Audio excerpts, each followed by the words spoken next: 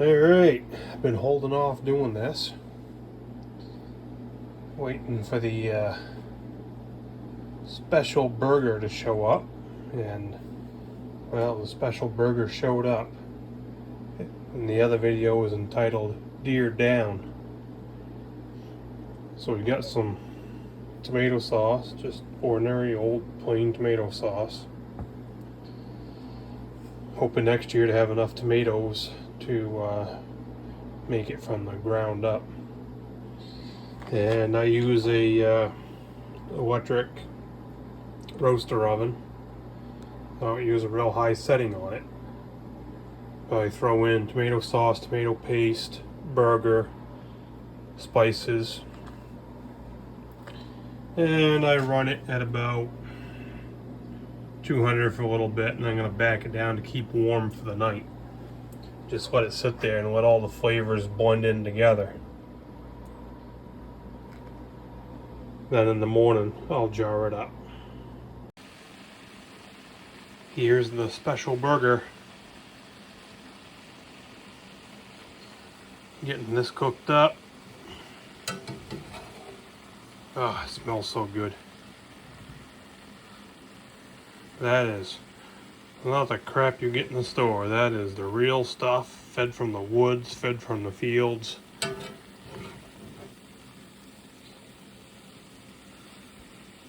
That's what you call organic. That's my idea of vegetarian right there. So after that's cooked, we'll dump that amount into the roaster with the sauce. See how we do on the volume.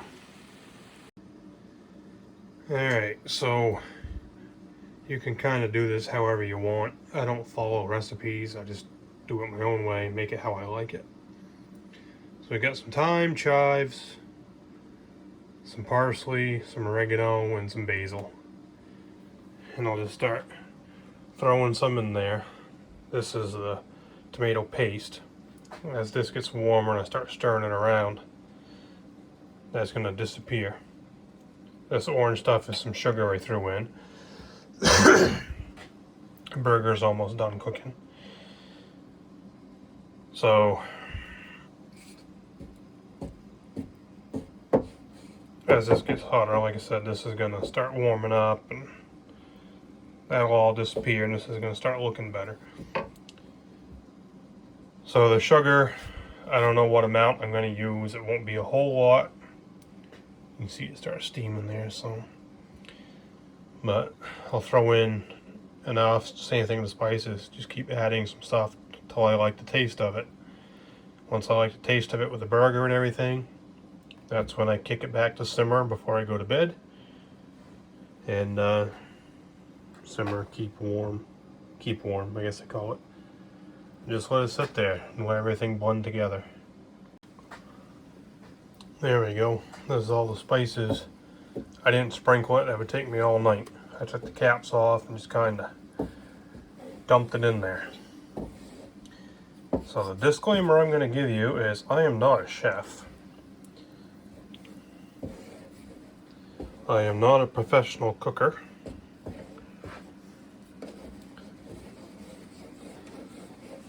I'm just a guy that seems to make pretty good spaghetti sauce. I know some people that would pretty much kill to get their hands on the Deer Burger spaghetti sauce. I always make sure I have some when they come to visit. And when they're out at the camp they stay at, we have spaghetti night.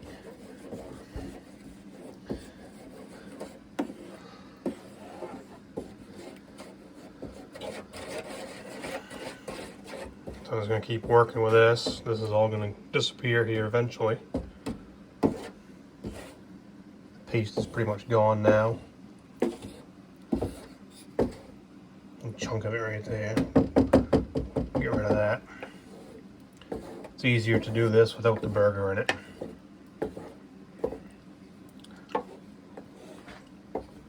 Just had a taste of that deer burger. Oh, that's pretty good. These folks I'm talking about,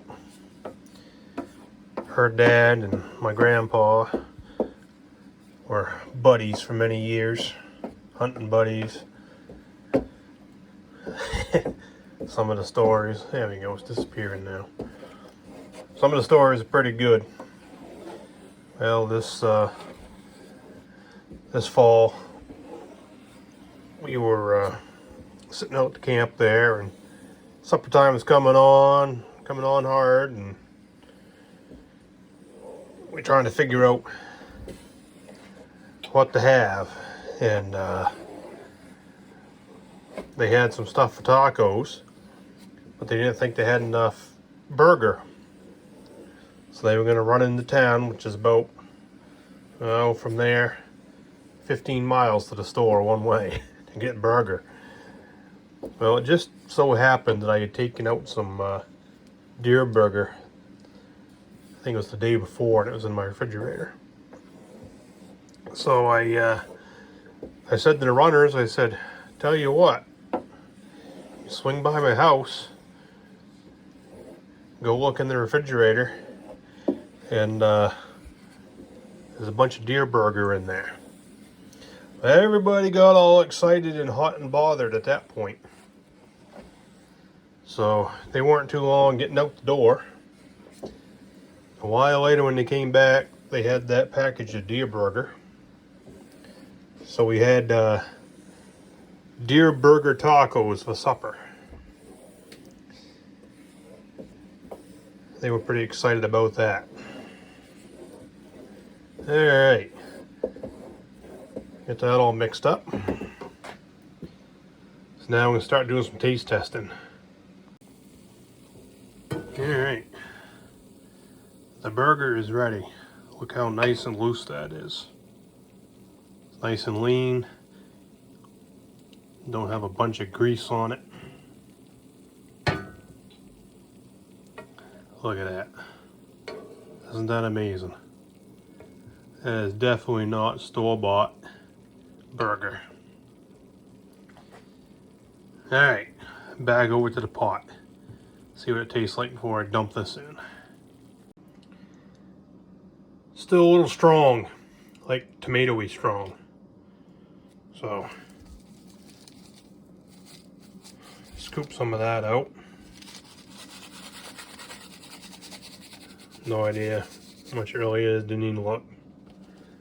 Like I said, suit the taste.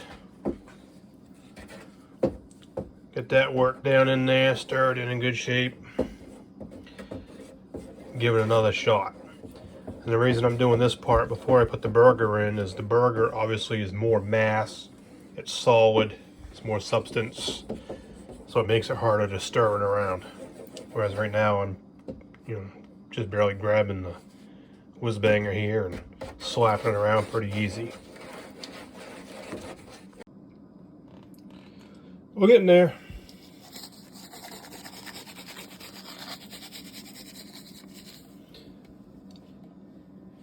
Give that a shot, see how we do.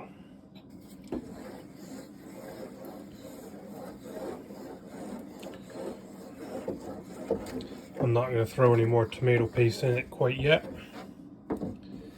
It's not a bad consistency. I got 2 cans of it in there at the moment.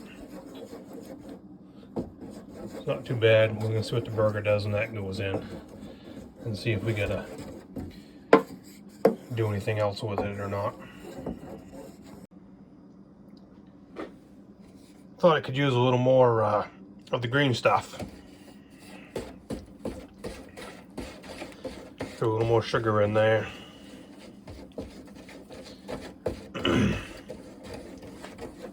Sugar's been around a while, that's why it's clumpy. So I'm going to work this down in there. All that green stuff I'd thrown in there before was not overbearing in the sauce at all. So that's why I threw in some more.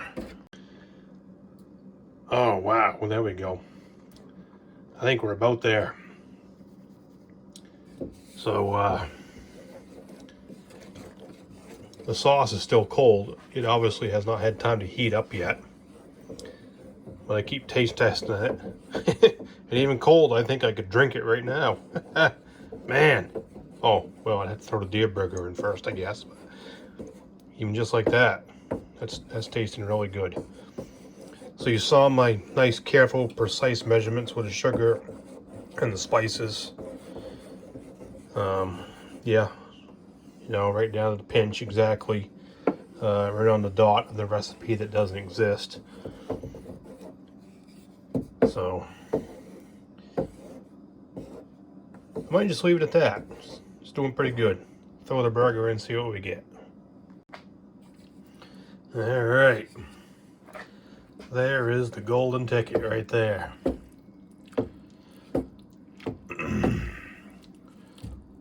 That was about half the burger that I had left.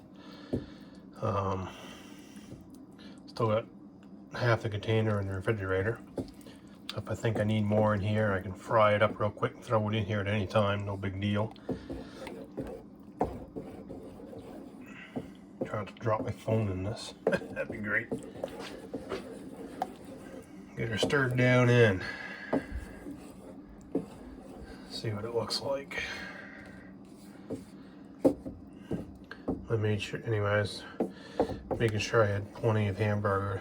I say hamburger, deer burger this year. I want to be able to make up a couple good sized batches of spaghetti sauce.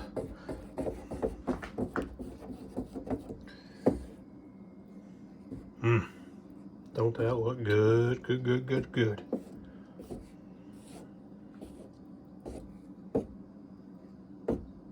Good stuff. Here we go. Big old spoonful of it. Still cold, but hey. Here we go with the burger.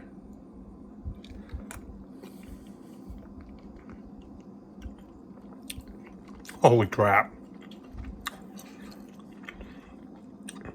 You do not get that in a grocery store. Alright, it's pretty good consistency. Didn't want to overdo it on a burger. Not poking around in here. Looking at it through and through. There's a good amount of burger.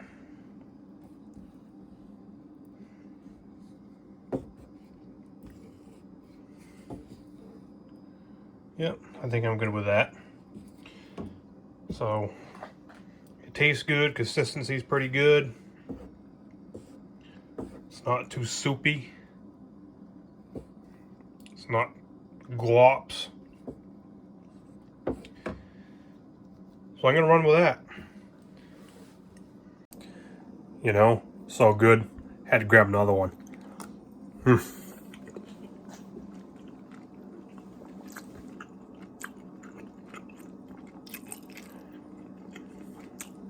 Wow. Yep. You can't beat that. All right, next morning. I've already taste tested that. It is even better than last night. So get all my crap out. I've got 7-quart jars, 4-pint jars. The reason for that is my can will take 7 quarts in the bottom, and when I put my top rack on, I can squeeze 4 pints in the top, and then it is solid full. Got a debubbler, headspace gauge. Gonna want to do 1-inch headspace.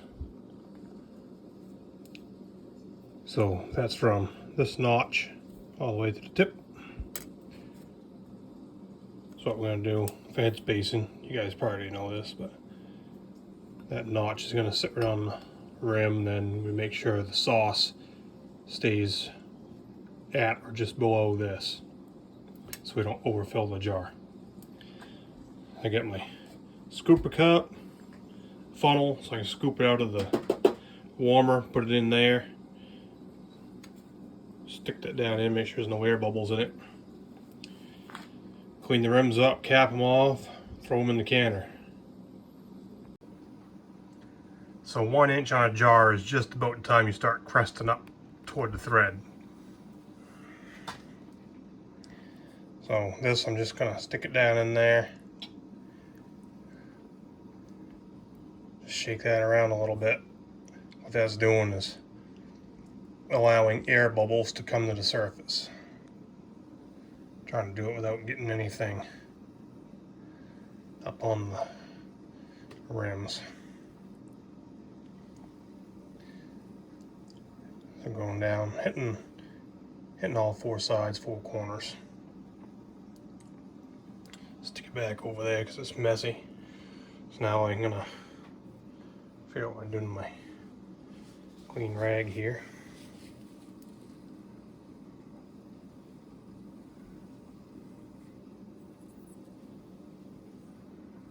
Clean them up, make sure there's nothing on the rims.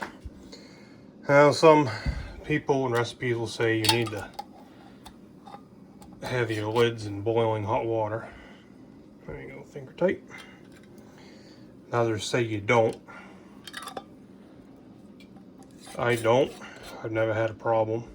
These things are going to be at 10 pounds of pressure for over an hour. Okay, so these are ready to go in the canner. Got hot water in the canner because the sauce is hot, so we want hot water. We don't want to have cold water and drop the sauce in.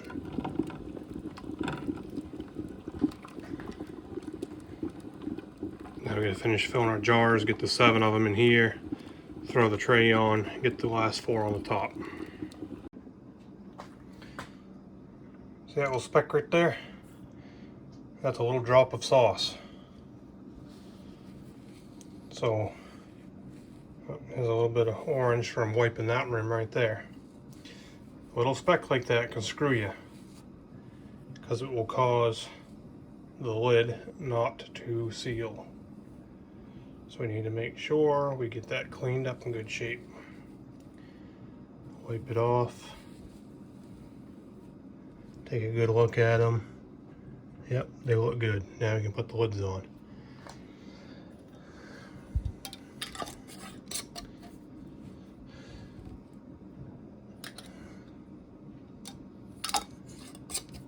Two more ready.